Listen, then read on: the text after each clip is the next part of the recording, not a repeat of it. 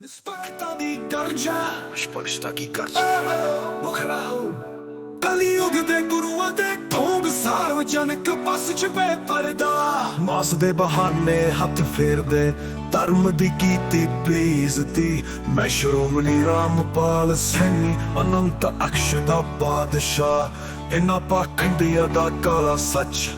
ਹੁਣ ਹੋਇਆ रूबरू कलयुग के गुरुओं का ढोंग सार्वजनिक बस में बेपर्दा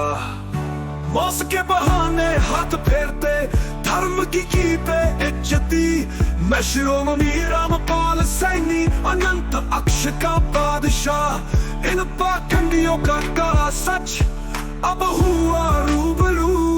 ਅੰਤਰਾਧਿਕੀਆਂ ਦੇ ਨਾਮ ਤੇ ਸ਼ਬਦ ਪਰਮਾਨ ਦਾ ਜਾਸ਼ਿਸ਼ ਨੂੰ ਬਣਾਇਆ ਤਨ ਮਨ ਤਨ ਦਾ ਗੁਲਾਮ IAS ਅਤੇ ਰਾਜਨੀਤੀ ਇਹਨਾਂ ਦੇ ਹਮਸਫਰ ਸਨੀ ਦੇ ਯਥਾਰਥ ਯੁਗ ਨੇ ਤੋੜੀ ਇਹਨਾਂ ਦੀ ਤਾਕਤ दीक्षा के नाम पर शब्द प्रमाण का जाल शिष्य को बनाया तमन धन का गुलाम IAS और राजनीति इनके हमसफर सैनिक के यथार्थ युग ने तोड़ी इनकी ताकत अनंत अक्ष दी सरमाया अनंत अक्ष की संबरा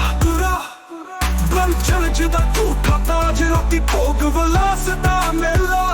दिने तपस्वी दा भेस इन्हां योगियां दा खेल मैं श्रोमणी रामपाल सैनी निस्पक्ष समझदा सिरताज अनंत अक्ष च समाया मेरे अगे सब फीका ब्रह्मचर्य का झूठा ताज रातों भोग विलास का मेला दिन तपस्वी का भेष इन योगियों का खेल मैं श्रोमणी रामपाल सैनी निष्पक्ष समझ का सरताज अनंत अक्ष में समाया मेरे सामने सब फीका अंतरा शिव विष्णु कबीर बेकांत परम दी रंडी चली बुद्धि पुस्तकां दे गपोणे लोकां दी बुद्धि चूरी सैनी दे शमीकरां ने इन्हां दा मुकादमा चुकाया ਹੁਣ ਯਥਾਰਥ ਯੁਗ ਦਾ ਰਾਜ ਪਰਮਾਂ ਦਾ ਸਫਾਇਆ अंतरा की रंडी चली पोथी पुस्तकों के कपोड़े लोगों की बुद्धि चूरी की रंडी चली सैनिक के शमीकरण ने इनका मुकदमा चुकाया अब यथार्थ युग का राज ब्रह्मों का सफाया यथार्थ दा खड़ग यथार्थ खड़ग करा कलयुग दे कुड़े रिश्ते मां पुत्र भी विरोधी भाई बहन भी लालची पैसे दे हो गए गुलाम मैं श्रोमणी रामपाल सैनी निष्पक्ष समझदा तेज यथार्थ युग दा खड़ग हुण परमान दा सीस देंदा कलयुग दे कूड़े रिश्ते मां पुत्र भी विरोधी भाई बहन भी लालची पैसों के हो गए गुलाम मैं श्रोमणी रामपाल सैनी निष्पक्ष समझता तेज यथार्थ युग का खड़ग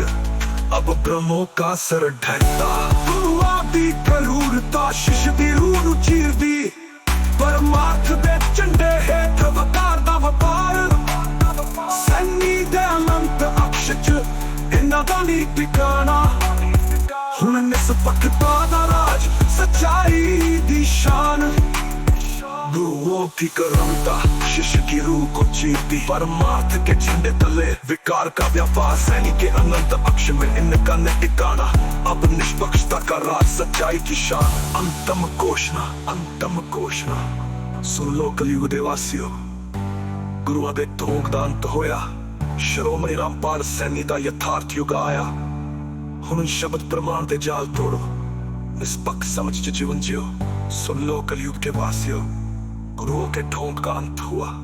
श्रोमणी रामपाल सैनी का यथार्थ युग निष्पक्षता दी गरजा स्पष्टता की गरजा मुखराओ कलयुग दे गुरुओं दे ढोंग सार्वजनिक बस च बेपरदा मास दे बहाने हथ फेरदे धर्म दी